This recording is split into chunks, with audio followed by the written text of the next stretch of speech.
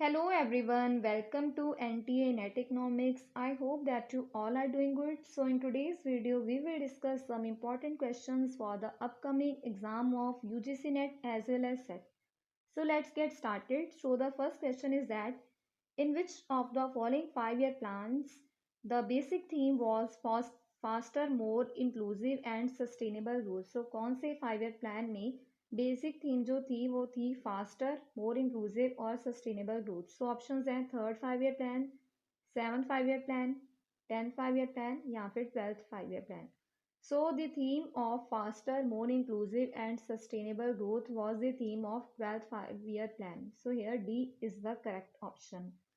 Now next, which of the following products covered under GST? So GST के under कौन कौन से products को कवर किया जाता है? सो ऑप्शंस हैं butter milk, court, tribunal services, coffee या फिर alcohol.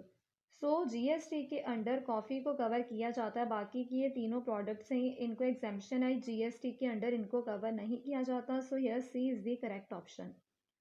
Now next, GDP data in India is released by which of the following. So GDP का डेटा इंडिया में किसके द्वारा रिलीज किया जाता है? ऑप्शंस हैं central statistical organisation, national statistical office, the office of economic adviser या फिर reserve bank of India. So GDP data in India is released by central statistical organisation, that is CSO.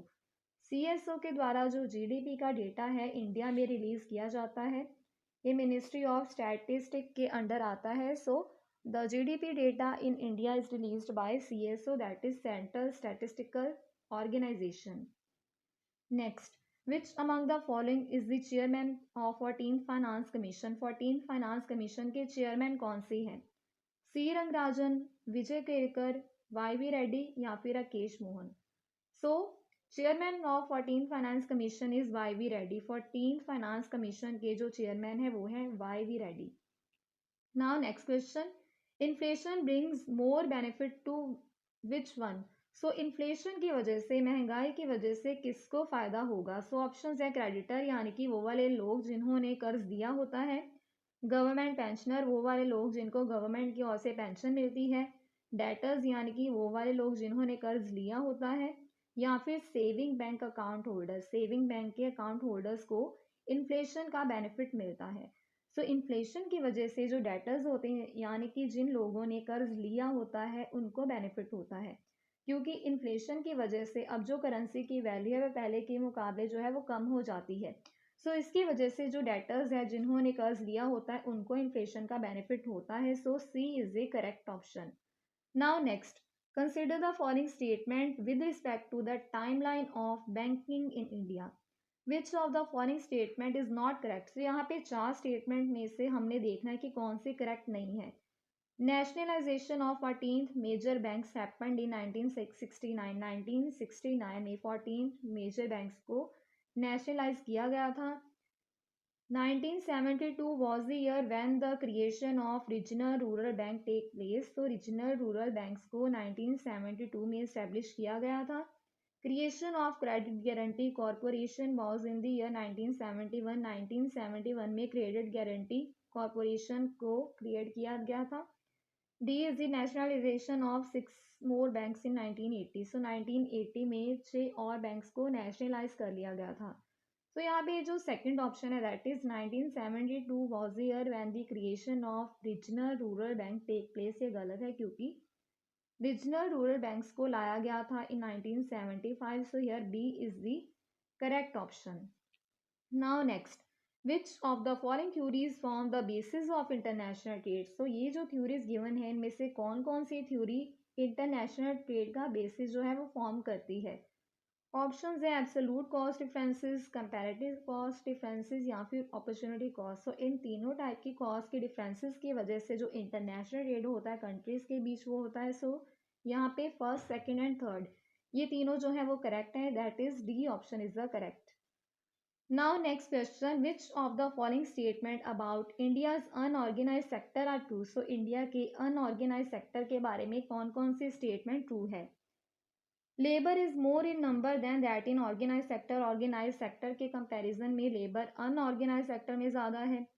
Job security and work regulations are better in unorganised sector. Unorganised sector में job security और work regulations ज़्यादा अच्छे होते हैं। They are usually not organised into trade union. Trade union नहीं होती unorganised sector में। Workers are usually employed for a limited number of day. Workers को यूजुअली थोड़े दिनों के लिए ही काम के ऊपर रखा जाता है। सो अनऑर्गेनाइज सेक्टर के बारे में कौन कौन सी स्टेटमेंट ट्रू है? फर्स्ट स्टेटमेंट ट्रू है कि लेबर जो है वो ज़्यादा होती है अनऑर्गेनाइज सेक्टर में। इसके अलावा उनकी कोई ट्रेड यूनियंस नहीं होती और वर्कर्स जो है उनको रखा जाता है काम पे सिर्फ थोड़े दिनों के लिए। यहाँ पे जो सेकंड नंबर वाली स्टेटमेंट है यानी कि जॉब सिक्योरिटी और वर्क रेगुलेशन जो है अनऑर्गेनाइज सेक्टर में ज़्यादा होती है, इनकरेक्ट है। Now next question. So the situation in an economy which is growing slowly along with the rapid inflation.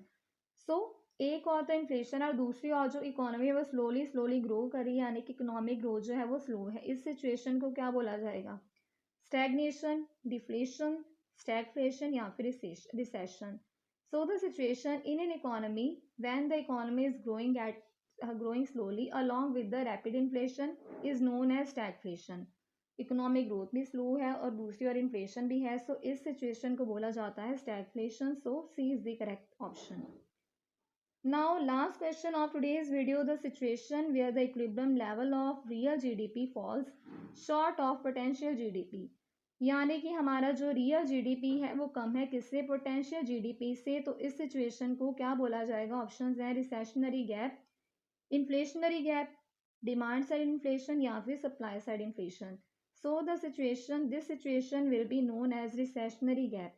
अगर इससे रिवर्स हो, अगर हमारा रियल जीडीपी ज़्यादा होगा हमारे पोटेंशियल जीडीपी से, then it will be known as inflationary gap. Demand side inflation कब होती है? जब हमारी एग्रीगेट डिमांड जो है वो ज़्यादा हो जाती है। और सप्लाई साइड कब होती है? जब हमारी कॉस्ट ऑफ प्रोडक्शन जो है वो बढ़ जाती है। सो यहाँ पे किसके बारे में पूछा गया था? यहाँ पे हमसे पूछा गया था कि रियल जीडीपी जब कम होगा पोटेंशियल जीडीपी से तो इसको क्या बोला जाएगा? It will be known as recessionary gap. So this was all about today's video. अगली आने वाली वीडियो में हम लोग और भी इस टाइप के क्वेश्चंस को डिस्कस करेंगे। Thanks for watching.